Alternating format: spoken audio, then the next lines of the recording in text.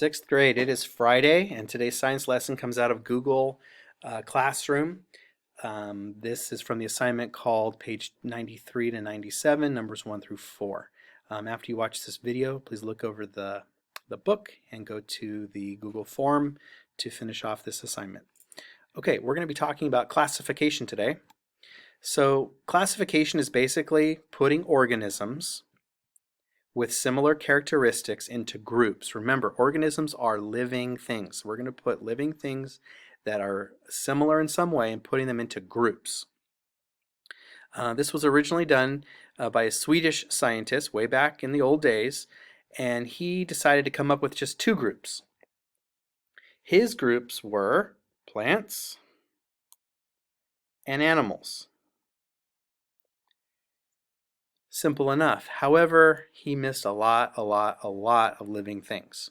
So his idea of having only plants or animals is not correct. There are way more than just the two groups. There's, in fact, what we know today is there are 6 groups or 6 kingdoms that we can divide all living things into.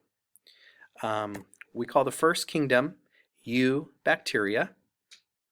The second kingdom we call Archaebacteria. The third kingdom we call Protista. The fourth kingdom we call Fungi.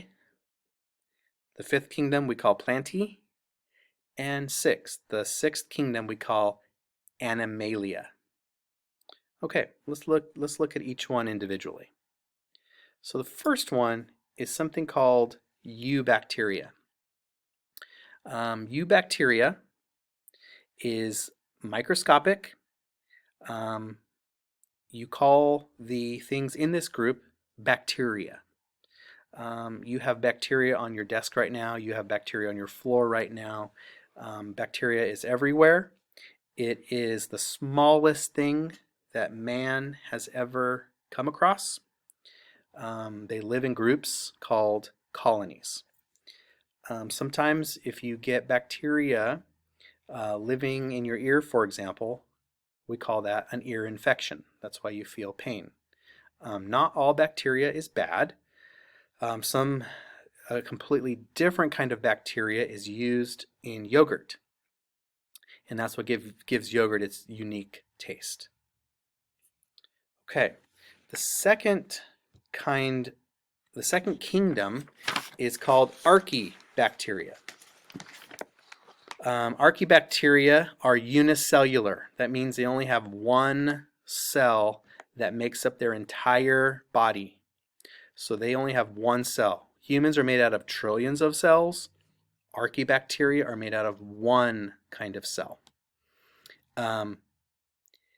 Archaebacteria and Eubacteria used to be classified together, but the more scientists have learned, the more they've decided that they are different enough that they should be in their own separate kingdoms or own separate category.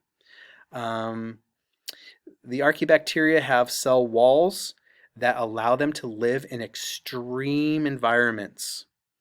They can even live without any oxygen. They can live in places that are very hot. They can live in places that are very, very, very dangerous to other living things, but for some reason they do a great job living in bad places, including the Dead Sea, for example, where there's so much salt, everything there goes and it dies, except Archaebacteria. It can survive.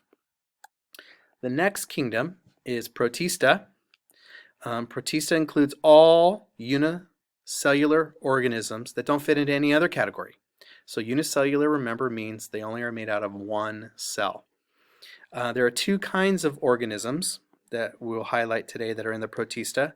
Algae is one of them, and protozoans are the other.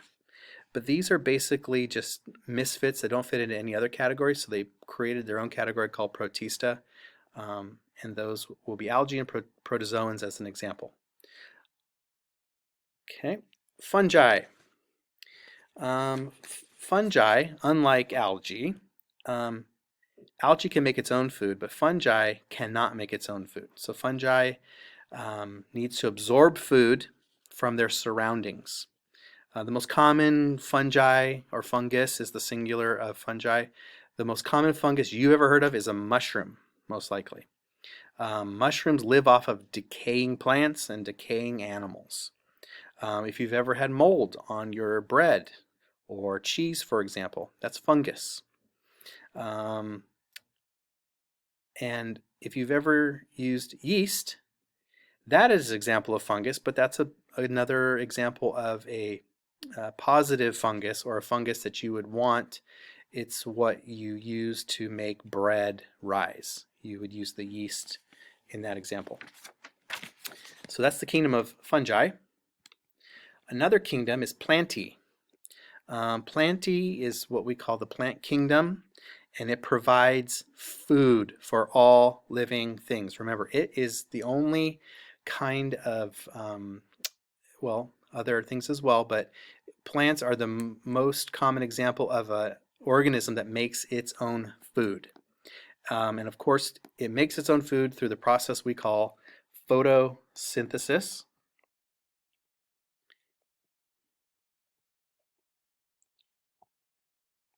Photosynthesis is what we call when plants make their own food. Plants and animals, plants make their food, and then the animals and humans eat the plant for the sugar that is inside of the plant. Our next kingdom is Animalia. You're probably most familiar with this kingdom. All animals in this kingdom are multicellular. That means they're made out of more than one cell, at least 2 cells. And in our case as humans, trillions of cells. Animal cells do not have cell walls like plants do, but many animals have skeletons on the inside to support their tissues and organs that we talked about a few days ago. Animals cannot make their own food. They are dependent on the ability to move to find their food. They need to hunt for their food, or they need to gather their food. A lot of people ask, are humans animals? Well, physically, human bodies have many traits common to mammals, but man is in a class by himself or herself. As you know from Genesis, it tells us that God created man in his own image. He didn't create animals in his own image. He created humans in his own image. And that's why humans have a sense of right and wrong. And this is why humans can have a personal friendship or relationship with God. Humans are not animals. God created them completely separate. While we might be similar physically to animals, God tells us in the Bible that we are not animals. We are unique individuals, unique group of living things that have a special relationship with Him. Okay, now it's your turn. Go ahead and read over pages 93 to 97, and then when you go to Google Classroom, look for that form called page 97, numbers 1 through 4. So use this video if it's helpful to you. Rewind it, review it, pause it, whatever you need to do. Have a great day.